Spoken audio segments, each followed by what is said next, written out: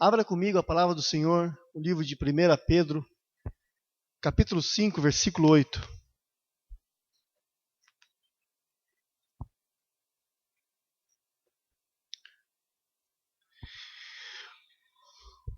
O tema da nossa mensagem é Cuidados com a vida cristã 2. Cuidados com a vida cristã. 1 Pedro, capítulo 5, versículo 8. As crianças até 8 anos podem estar acompanhando ali a dona Celina, que vai ter aulinha para vocês. Dá uma mãozinha, dona Celina. Faz assim, dá uma acenação assim. Pode ir lá, Mateus. Pode ir lá, Davi.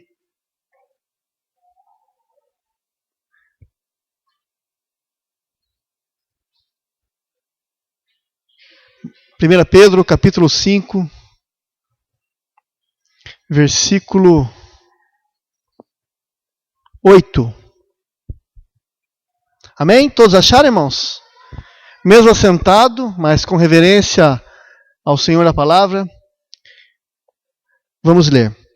Estejam alertas e vigiem. O diabo, o inimigo de vocês, anda ao redor como leão, rugindo e procurando a quem possa devorar. Estejam alertas e vigiem. O diabo, inimigo de vocês, anda ao redor como leão, rugindo, procurando aqueles a quem ele possa tragar. Amém? Feche seus olhos. Obrigado, Senhor, pela tua palavra. Obrigado, Senhor, porque o Senhor é um Deus fiel, um Deus santo, um Deus que fala com o teu povo. Estamos aqui essa noite, Deus, pedindo a tua misericórdia, a tua graça, nesse momento, para explanar a tua palavra, Senhor. Que essa palavra, Deus, possa cair em terrenos férteis, em corações férteis, para que dê frutos, ó Pai. Espírito Santo de Deus, que o Senhor fale aos nossos corações, que o Senhor faça com que a sua palavra, somente a sua palavra, fique em evidência, Senhor, nessa noite. Pedimos, ó Pai, que o Senhor também repreenda a Satanás e seus demônios para que eles não roubem essas palavras dos nossos corações. Nós pedimos isso no nome do Senhor Jesus Cristo. Amém. Amém. Cuidados com a vida cristã, parte 2. Irmãos, domingo passado eu discorri sobre o tema Cuidados com a vida cristã. Um assunto de extrema importância, pois ele fala diretamente a todos nós que estamos inseridos em uma comunidade, cujo objetivo dessa comunidade é viver na plenitude da vontade de Deus em nossa vida cristã. Aliás, para aqueles que não estiveram aqui domingo passado e quiserem dar uma ouvida, as mensagens estão sendo colocadas lá atrás, estão sendo gravadas, e você pode então ouvir aquela mensagem novamente. E eu falei, meus irmãos, domingo passado, sobre os entraves que prejudicam a nossa caminhada, orientando a igreja a ter cuidado com 3 áreas específicas: o desânimo. Os irmãos lembram as outras? A mágoa, a Valdete não vale. Mais alguém? A falsa espiritualidade. Áreas que têm sido o motivo de muita lágrima, de muito desconforto, de muito sofrimento para aqueles que buscam viver um viver cristão. E por conta dessas 3 áreas, muitas pessoas escolheram então o largo caminho e deixaram de andar pelo caminho estreito e sofrem e sofrerão as consequências eternas por conta disso. Lá em Mateus capítulo 7, o Senhor Jesus diz, olha, entrai pela porta estreita, porque larga é a porta e espaçoso o caminho que conduz à perdição. E muitos são aqueles que entram por elas. E porque o estreito é a porta, diz o texto, e apertado o caminho que leva à salvação, e há poucos que a encontram. Queridos irmãos, essas áreas a qual nós falamos aqui têm duas coisas em comum. A mágoa, o desânimo e a falsa espiritualidade têm duas coisas em comum. A primeira é que todas essas áreas elas são resultados ou consequência de uma falta de postura nossa, ou seja, para que essas áreas frutifiquem na vida de uma pessoa, depende que essa pessoa permita que essa área atue em sua própria vida. Saiba que você pode vencer o desânimo, se posicionando contra ele, se levantando, se animando, orando a Deus, pedindo ajuda de Deus. Você pode vencer a mágoa, decidindo perdoar e não imputar o ódio ao seu transgressor. Você pode dar um basta na falsa espiritualidade e começar a viver uma vida cristã autêntica. Você pode. E eu penso que o maior desafio do cristão é olhar para dentro de si mesmo e se autorresponsabilizar ao invés de culpar as outras pessoas, ao invés de culpar o mesmo diabo. E aqui eu quero fazer uma ilustração bem conhecida de todos vocês. Conta-se, né, essa certa ilustração que o diabo estava sentado na esquina de uma igreja, chorando e chorando muito. E alguém então perguntou para ele, mas por que você está chorando tanto assim, diabo? Ele disse, olha, é que tudo que acontece nessa igreja aqui, a culpa é minha. Irmãos, nem tudo é culpa do diabo. Nem tudo é uma obra maligna. Aliás, na maioria das vezes, ele aproveita uma situação que você mesmo se coloca e ele faz então um estardalhaço na vida dessa pessoa. O apóstolo Tiago nos orienta a respeito disso, quando ele diz lá na sua carta, Tiago capítulo 1, versículo 1, do 14 a 16, diz o seguinte, mas cada um é tentado segundo a sua própria concupiscência. Ele é atraído e engodado pela sua própria concupiscência. Depois de havendo consumado essa concupiscência, concebido, dá a luz ao pecado, o pecado sendo consumado gera morte. E Tiago diz o seguinte no finalzinho do versículo 16, não erreis, meus amados irmãos. Então, meus irmãos, normalmente você é o causador de muitos males em sua própria vida. Por falta de orientação, por falta de conhecimento, por falta de vigilância, por falta de desobediência, por querer pagar para ver uma coisa. E por inúmeros motivos você é o responsável por muitos males que acontecem na sua vida. E olhando para a vida de Adão, observamos essa tendência de achar culpados e arranjar desculpas para os nossos erros. Adão, meus irmãos, lá em Gênesis capítulo 3, pode abrir comigo, Gênesis capítulo 3, versículo 9 a 13. Diz então que Deus chamou o Senhor Deus a Adão, Gênesis capítulo 3, do 9 a 13. Chamou Deus a Abraão e disse, onde estás? E ele disse, ouvi a tua voz soar no jardim e temi, porque estava nu e escondi-me. E Deus disse, quem te mostrou que estavas nu? Comeste tu da árvore que te ordenei para que não comesses? Então disse Adão, a mulher que me deste por companheira, ela me deu a árvore e comi. Me deu da árvore e comi. E disse o Senhor Deus à mulher, por que fizeste isso? E disse a mulher, a serpente me enganou e eu comi.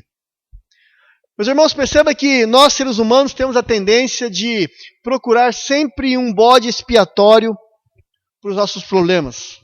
Ou seja, alguém para levar a culpa pelos nossos erros. E é muito difícil, em especial aqueles que ainda não tiveram um encontro real com Deus, admitir seus erros, reconhecê-los e estar disposto a sofrer as consequências.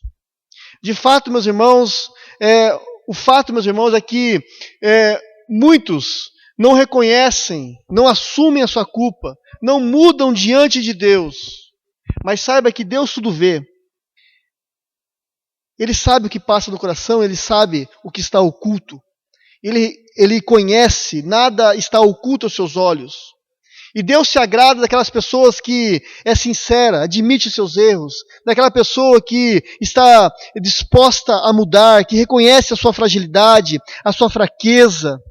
Deus se agrada de pessoas que se dispõem diante de Deus a arrumar a sua vida. Se errar, se pecar, se transgredir na palavra, nós não podemos nos esquivar, mas precisamos reconhecer diante de Deus e saber que Deus, Ele pode fazer infinitamente mais para mudar as nossas vidas. Deus, Ele gosta de pessoas humildes, pessoas que queiram receber o perdão dEle, que queiram receber a limpeza do Senhor sobre a sua vida, que queiram ser transformado por Deus, mas para isso as pessoas precisam se colocar e reconhecer que ela tem falhado diante de Deus. Observe que Adão acusou Eva. Primeiro acusou Deus, olha, a mulher que tu me deste. Depois falou assim, mas foi ela. E depois Eva, quando Deus questionou ela falou assim, não, foi a serpente que me deu, por isso que eu comi. Queridos irmãos, a tentação ela realmente vem a todo momento, mas a palavra do Senhor diz que nós devemos sujeitar-vos a Deus e resistir a Satanás.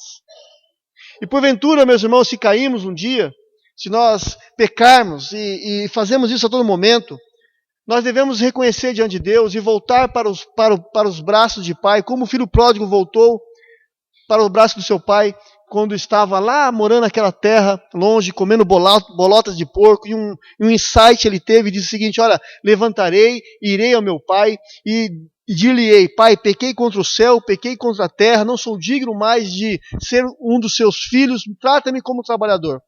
E aquele menino então voltou, e o pai recebeu ele de braços abertos. Então a primeira coisa que nós vemos nessas áreas, a mágoa, o desânimo, a falsa espiritualidade, é que muitas dessas áreas, elas dependem da nossa ação.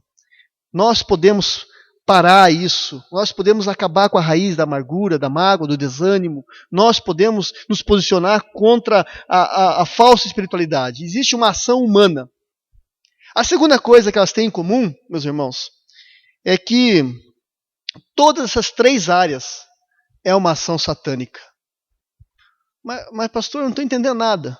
Primeiro você diz que a maioria dos nossos problemas são situações que nós mesmos construímos. É verdade, eu disse isso. Agora você está dizendo, pastor, que é uma ação satânica. É isso mesmo. Então eu não entendi mais nada, pastor. Eu vou explicar para vocês.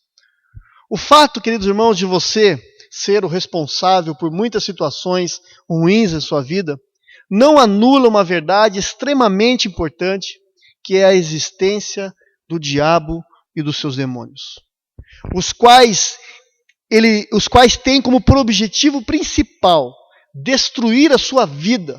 E para isso, meus irmãos, ele te espreita 24 horas por dia, procurando uma brecha para cumprir o seu ardiloso plano maléfico, que é a sua morte e a morte espiritual.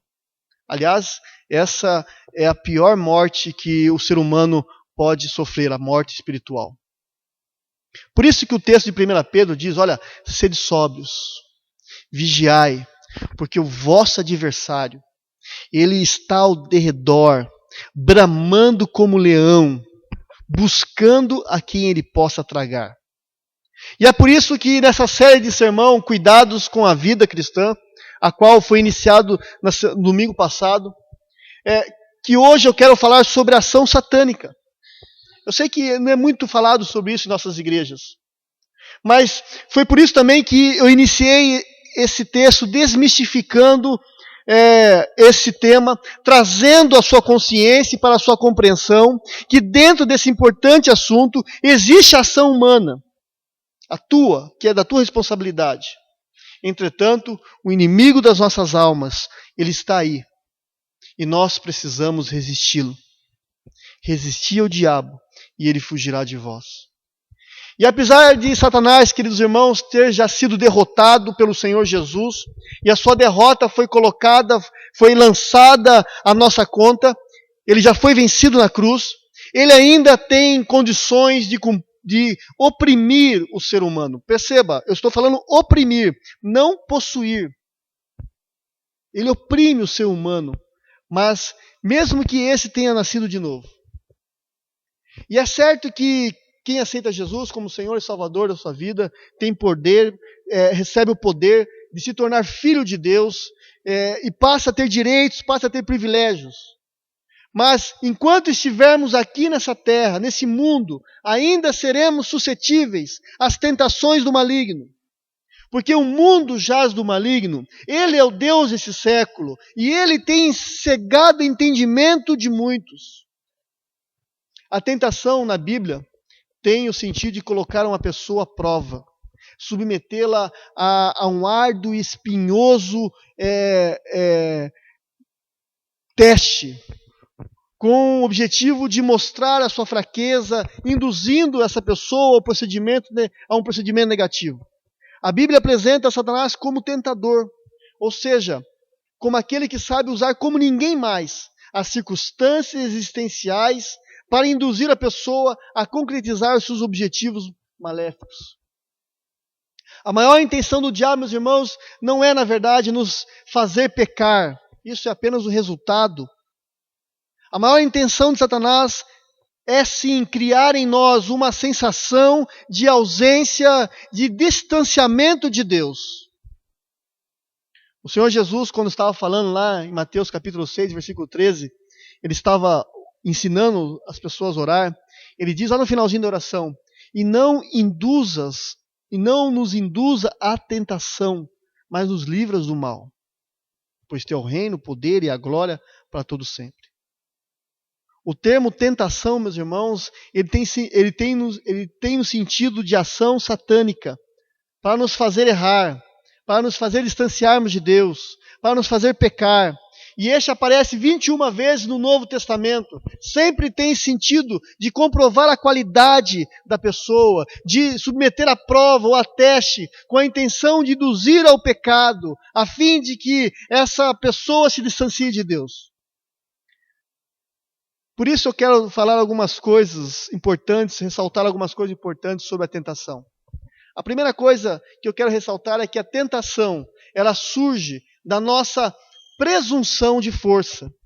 A tentação se torna mais eficaz quando presumimos ter forças suficientes para vencê-la, que não vamos cair no pecado. Queridos irmãos, a autoconfiança é um atalho para a derrota. Precisamos aprender a nos afastar não apenas da aparência do mal, mas também do próprio mal.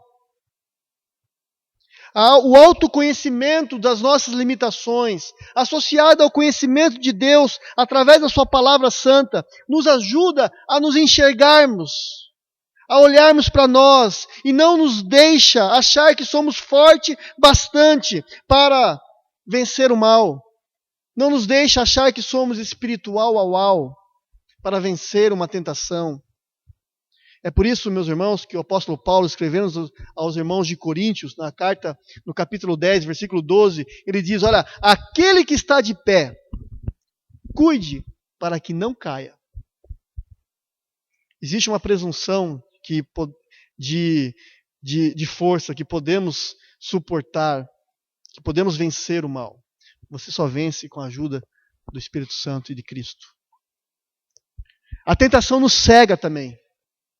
Quando somos tentados, fazemos coisas que, em circunstâncias normais, jamais faríamos. A tentação obscurece a nossa visão, obscurece a nossa mente, e nos fazendo enxergar coisas sobre um único prisma, o da satisfação pessoal, o do prazer. Nós vemos isso no Salmo 73, versículo 2 e 3, quando a visão do salmista estava presa na prosperidade dos ímpios, e isso consumia ele pela inveja. Ele diz lá no Salmo 72, quanto a mim, os meus pés quase se desviaram, pouco faltou para que escorregassem os meus passos, porque eu tinha inveja dos nécios, dos ímpios, quando via a prosperidade dos ímpios.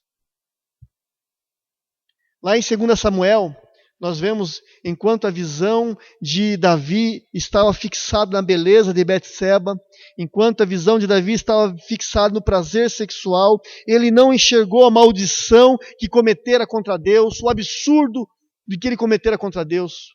Em 2 Samuel, capítulo 11, do 15 a 27, nós temos a história que Davi mandou uma carta, escreveu uma carta dizendo o seguinte: ponde Urias, que era esposo de Betsebas, na frente da maior força da batalha, e retirai-vos de trás dele, deixe ele sozinho, para que ele seja morto.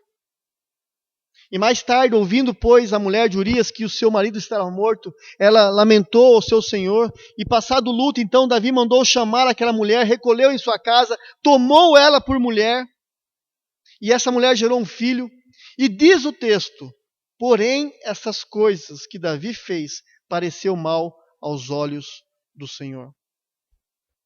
Querido, somente depois de exortado espiritualmente pela palavra, através do profeta Natã, foi que as vendas caíram de Davi e ele viu o mal que ele havia feito e ele se arrependeu. Davi confessou o seu pecado.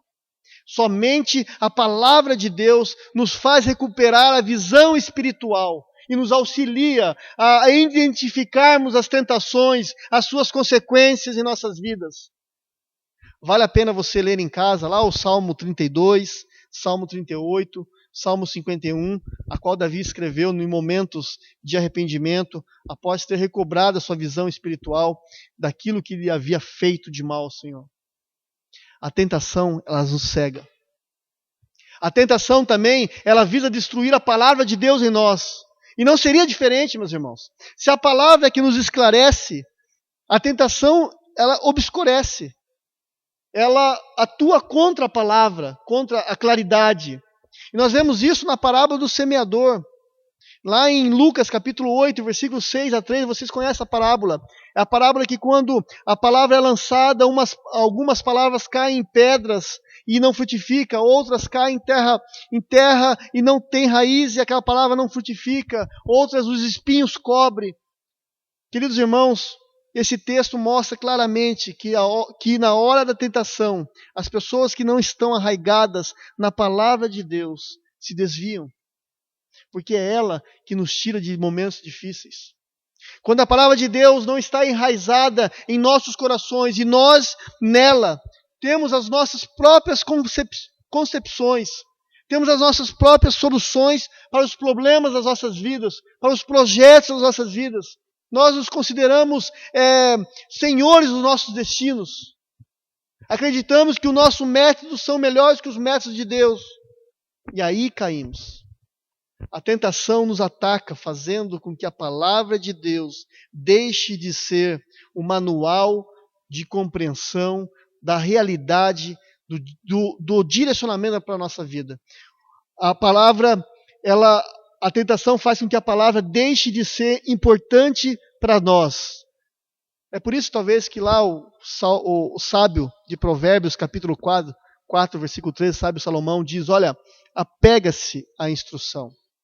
Não abandone, guarde bem, pois dela depende a sua vida. Nós precisamos nos apegar à palavra. Josué também falou isso em outras palavras. Josué capítulo 1, versículo 8 diz: olha, não deixe de falar do livro dessa lei, medita nele dia e noite, para que você cumpra fielmente que está tudo nele. E só então os seus caminhos prosperarão e você terá sucesso. Queridos, quando a palavra deixa de ser o nosso manual, a palavra de Deus perde a relevância existencial e vivencial em nossos corações. E por isso cedemos às tentações. A tentação, ela tenta tirar a palavra de nós. A tentação, ela visa enfraquecer também a sua fé. E, queridos irmãos, esse é um aspecto decorrente do anterior. Pois quando a palavra de Deus perde o significado para nós, nós perdemos a fé. Visto que a fé vem pelo ouvir e ouvir a palavra de Deus. Essa questão se confirma na expressão de Davi, no Salmo 13, versículo 1, quando ele se lamenta do sentimento de ausência de Deus, ele diz: olha, até quando, Senhor? Para sempre te esquecerás de mim? Até quando esconderás de mim o teu rosto? Quantos cristãos sinceros, passando por um período longo de crise, não se sentiu abandonado? O segredo desse momento não é desistir, o segredo desse momento não é sucumbir, não é perder a fé, mas era continuar clamando a Deus, pedindo a Ele a sua graça, assim como Davi fez. O clamor de Davi aqui, meus irmãos, revela a sua fé de uma forma muito vívida. Ele não se dirige ele se dirige a Deus o seu lamento. Ele não busca auxílio humano, ele não busca auxílio em outras coisas. Ele apenas, meus irmãos, ele confia em Deus. Apesar das suas perdas humanas, ele continua tendo fé. Satanás utiliza de todos os recursos para nos roubar a fé, para abater a nossa fé, para nos enfraquecer espiritualmente, induzindo-nos em direções erradas, desviando-nos de Jesus, o autor e consumador da nossa fé. Cuidado. A tentação, ela entristece, porque a tentação dói. A tentação, ela gera uma tensão violenta dentro de nós. Ela toca em questões vitais da nossa existência. A tentação, ela nos faz chorar lágrimas amargas. Ela é dolorosa. O Salmo 32, versículo 3, quando o salmista estava percebendo a sua situação, aquilo que ele tinha feito com Urias, ele diz o seguinte: olha, enquanto escondi os meus pecados, o meu corpo definhava de tanto gemer. A tentação dói, o pecado dói. O Salmo 51, 12 diz: Senhor, devolva-me a alegria da tua salvação, sustenta-me com o espírito pronto a obedecer. A tentação nos traz tristeza quando ela é colocada em prática através do pecado. A tristeza promovida pela tentação, meus irmãos, ela é passageira. Aprenda isso. Ela é passageira, apesar de ser algo que pode desembocar numa profunda depressão. A tentação é temporária, embora amargurante e cruel, ela passa. Podemos usar dessa tristeza para reconhecer a Deus e dizer: Deus, glorifica-me nesse momento, ajuda-me a caminhar, ajuda a olhar para dentro de mim, olhar como está o meu coração, a podridão do meu coração, para que eu possa cada dia mais andar conforme Tu queres. A tentação mostra isso, ela traz à tona o pior de nós. Nós podemos enxergar. E para concluir, meus irmãos, eu quero recapitular algumas coisas dizendo que a tentação é universal e inevitável. Todos são tentados. Todos, sem exceção, em todo lugar, passam pelo crivo da tentação. João, capítulo 17, versículo 15 diz: Não rogo que tires do mundo, mas que te protejas, que os protejas do maligno. Nós estamos aqui, vamos ser tentados a todo momento.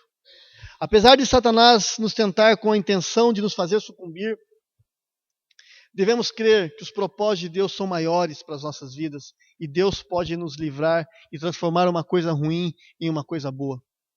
Lá em Gênesis 50, versículos, ele diz o seguinte para os seus irmãos: Vocês planejaram mal contra mim, mas Deus tornou em bem, para que hoje fosse preservada a vida de muitos. Deus pode mudar uma coisa ruim em uma coisa boa. A tentação é sempre uma prova, é sempre um teste muito difícil. Um teste que testa a nossa resistência, que testa a nossa fé, que testa a nossa firmeza na palavra de Deus. A tentação, ela testa o nosso coração e mostra o mais podre que existe no nosso coração, a nossa concupiscência. Devemos orar como Jesus em todos os momentos e vencer a tentação assim como ele venceu também. Devemos parar com as atitudes de fixarmos os olhos na crise, nas circunstâncias, na tentação e passarmos a fixar nossos olhos em Jesus Cristo. O Salmo 3, versículo 3 diz: Mas Tu, Senhor, és o escudo que me protege. És a minha glória e me faz andar de cabeça erguida. Aleluia. Não temos como evitar a tentação, mas podemos resisti-la e vencê-la. Abra comigo o livro de Tiago, capítulo 4, versículo 7 a 10. Tiago, capítulo 4, versículo 7 a 10.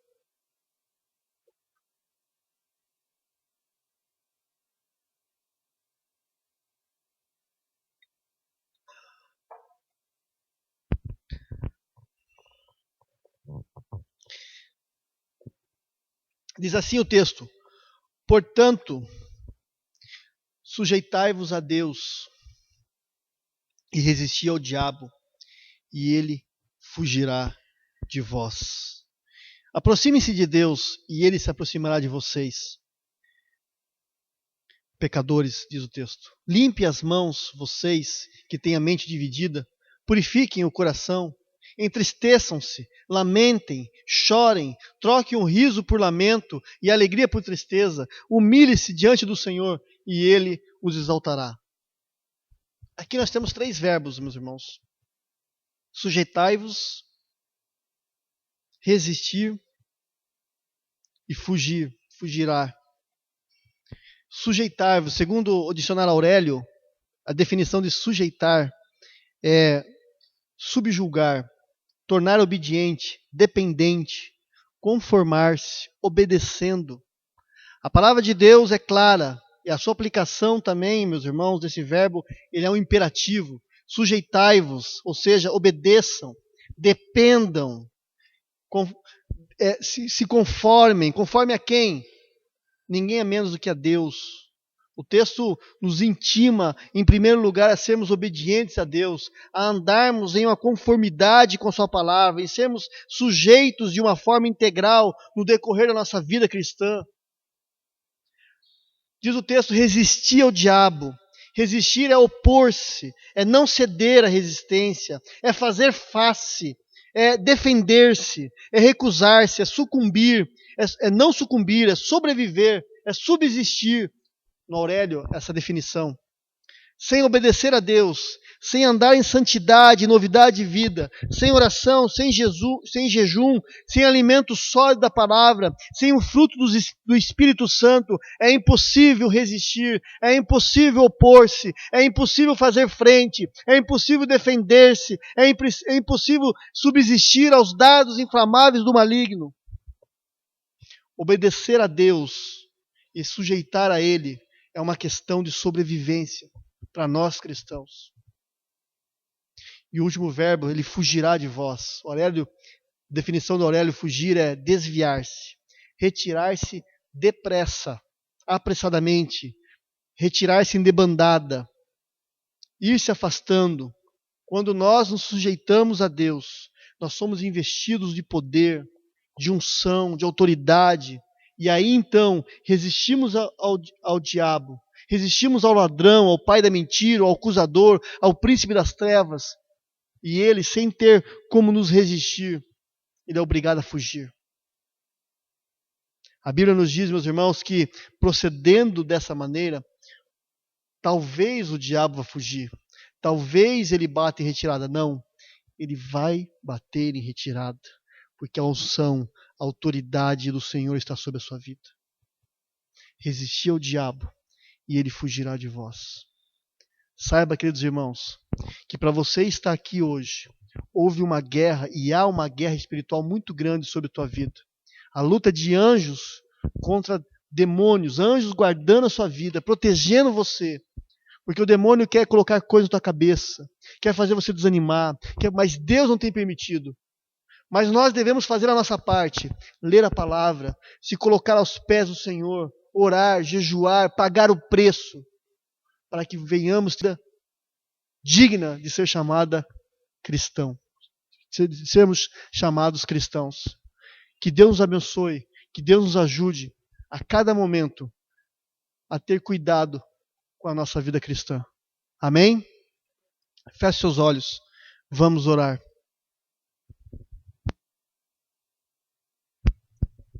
Senhor, obrigado, ó Pai, pela Tua palavra, Senhor. Abençoa, Senhor Deus, as nossas vidas. Sabemos, ó Pai, que muitas das situações que entramos são situações que nós mesmos nos colocamos, fazemos coisas erradas. E por isso, a consequência, muitas vezes, Senhor Deus, são brechas para que o inimigo possa usar essa situação e destruir as nossas vidas. Senhor, nos ajude a nos posicionar o que cabe a nós.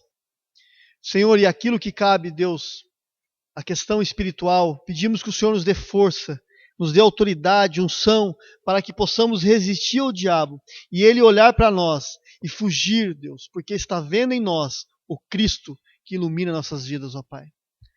Nos abençoa, Pai, em nome de Jesus. Amém. Amém. Deus abençoe.